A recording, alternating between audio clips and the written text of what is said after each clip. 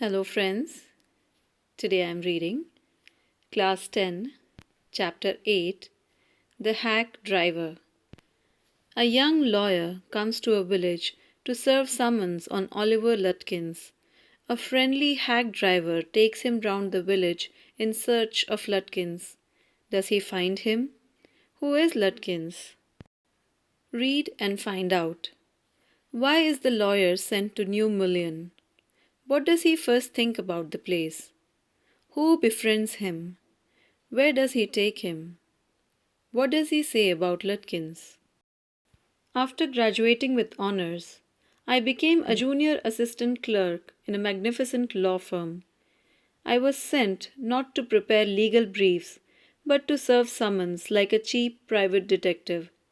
I had to go to dirty and shadowy corners of the city to seek out my victims. Some of the larger and more self-confident ones even beat me up. I hated this unpleasant work and the side of the city life it revealed to me. I even considered fleeing to my hometown, where I could have been a real lawyer right away, without going through this unpleasant training period. So I rejoiced one day when they sent me out 40 miles in the country to a town called New Mullion to serve summons on a man called Oliver Lutkins. We needed this man as a witness in a law case, and he had ignored all our letters. When I got to New Mullion, my eager expectations of a sweet and simple country village were severely disappointed. Its streets were rivers of mud, with rows of wooden shops either painted a sour brown or bare of any paint at all. The only agreeable sight about the place was the delivery man at the station. He was about 40, red-faced, cheerful, and thick about the middle. His working clothes were dirty and well-worn, and he had a friendly manner.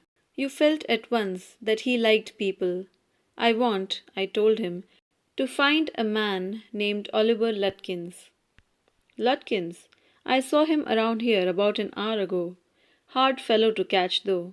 Always up to something or other. He's probably trying to start up a poker game in the back of the Fritz shop. I'll tell you, boy, is there any hurry about locating Lutkins? Yes, I want to catch the afternoon train back to the city. I was very important and secret about it. I'll tell you what, I've got a hack. I'll get it out and we can drive around together and find Lutkins. I know most of the places he hangs out. He was so open and friendly that I glowed with the warmth of his affection. I knew, of course, that he wanted the business, but his kindness was real. I was glad the fare money would go to this good fellow. I managed to bargain down to $2 an hour, and then he brought from his house nearby a sort of large black box on wheels. He remarked, "Well, young man, here's the carriage," and his wide smile made me into an old friend. These villagers are so ready to help a stranger. He had already made it his own task to find Oliver Lutkins for me. He said, "I don't want to interfere, young fellow, but my guess is that you want to collect some money from Lutkins. He never pays anybody a cent. He still owes me 50 cents on a poker game I was fool enough to play with him. He's not really bad, but it's hard to make him part with his money. If you try to collect from him in those fancy clothes, he'll be suspicious and get away from you. If you want, I'll go into Fritz's and ask for him, and you can keep out of sight behind me." I loved him for this. By myself, I might never have found Lutkins. With the hack driver's knowing help, I was sure of getting my man. I took him into my confidence and told him that I wanted to serve the summons on Lutkins, that the man had refused to be a witness when his information would have quickly settled our case. The driver listened earnestly. At the end, he hit me on the shoulder and laughed. "Well, we'll give Brother Lutkins a little surprise. Let's start, driver." Most folks around here call me Bill or Magnuson. My business is called William Magnuson Fancy Carting and Hacking. All right, Bill, shall we proceed to Fritz's? Yes, Lutkins is as likely to be there as anywhere. Plays a lot of poker. He's good at deceiving people. Bill seemed to admire Lutkin's talent for dishonesty. I felt that if he had been a policeman, he would have caught Lutkins respectfully and jailed him with regret. Bill led me into Fritz's. "Have you seen Oliver Lutkins around today?" "Friend of his, looking for him," said Bill cheerily. Fritz looked at me, hiding behind Bill. He hesitated, and then admitted, "Yes, he was in here a while ago. Guess he's gone over to Gustav's to get a shave." "Well, if he comes in, tell him I'm looking for him." We drove to Gustav's barber shop. Again, Bill went in first, and I lingered at the door. He asked not only the Swede, but two customers if they had seen Lutkins. The Swede had not. He said angrily, "I haven't seen him and don't care to, but if you find him, you can just collect that $35 he owes me." One of the customers thought he had seen Lutkins walking down Main Street, this side of the hotel. As we climbed back into the hack, Bill concluded that since Lutkins has exhausted his credit at Gustav's, he had probably gone to Gray's for a shave. At Gray's barber shop, we missed Lutkins only by 5 minutes. He had just left, probably for the pool room. At the pool room, it appeared that he had just bought a pack of cigarettes and gone out. So we pursued him, just behind him, but never catching him, for an hour till it was past 1 o'clock.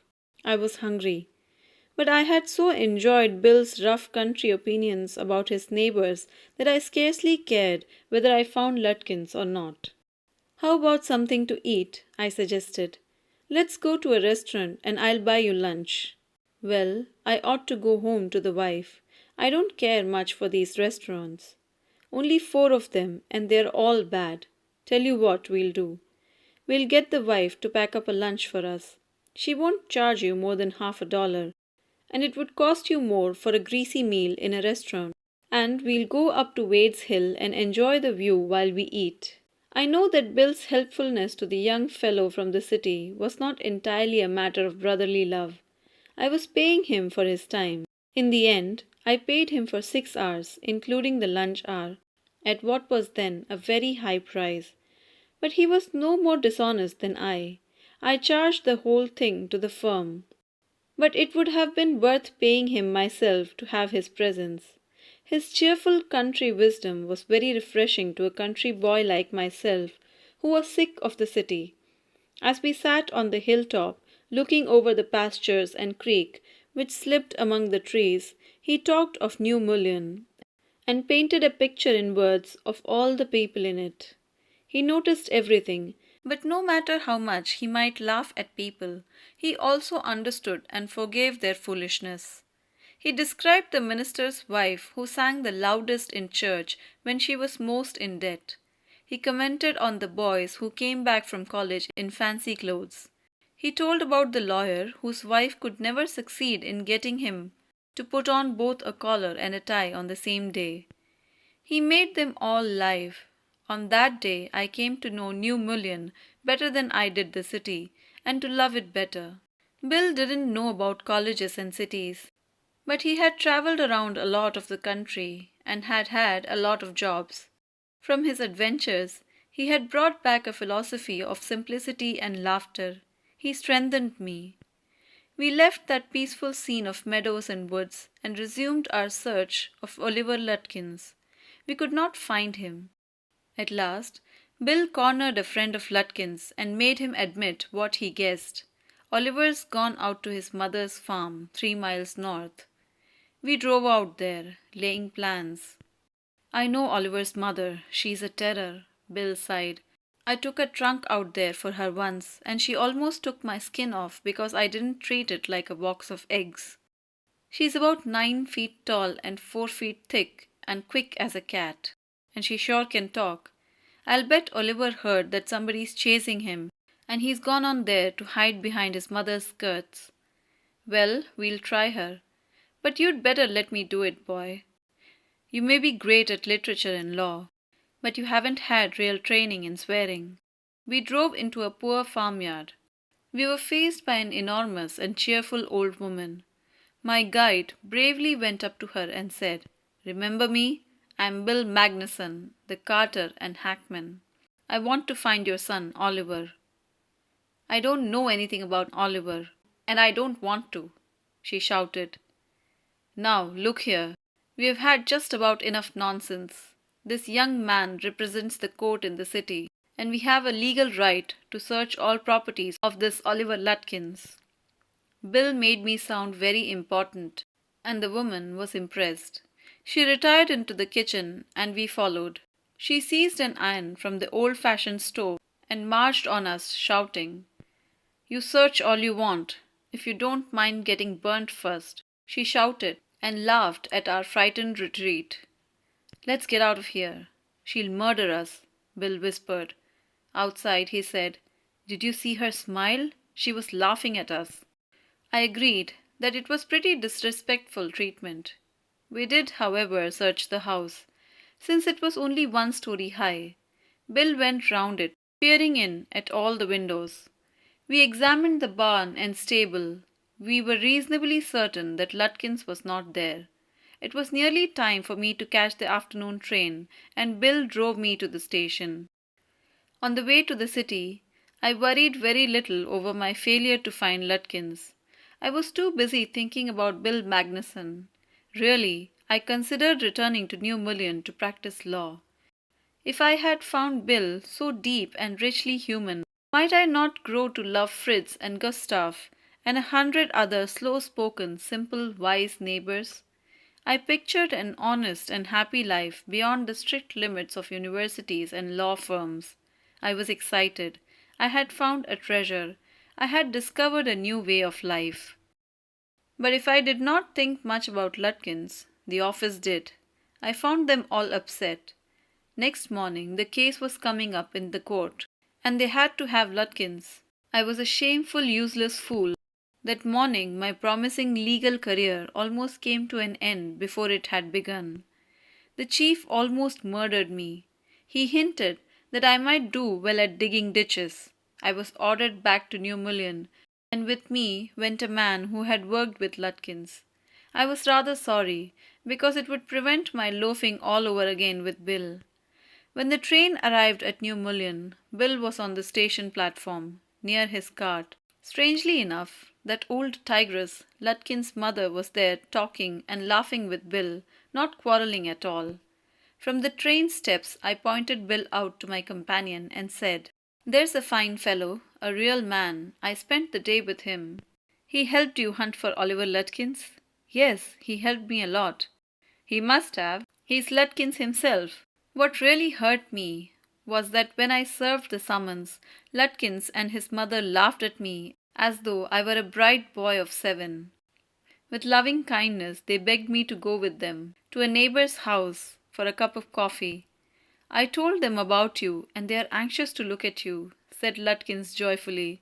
"They are about the only folks in the town that missed seeing you yesterday." By Sinclair Lewis. So friends, if you know someone who will benefit from these videos, kindly share it with them. Like the video and also subscribe to the channel so that you never miss any more videos from this channel.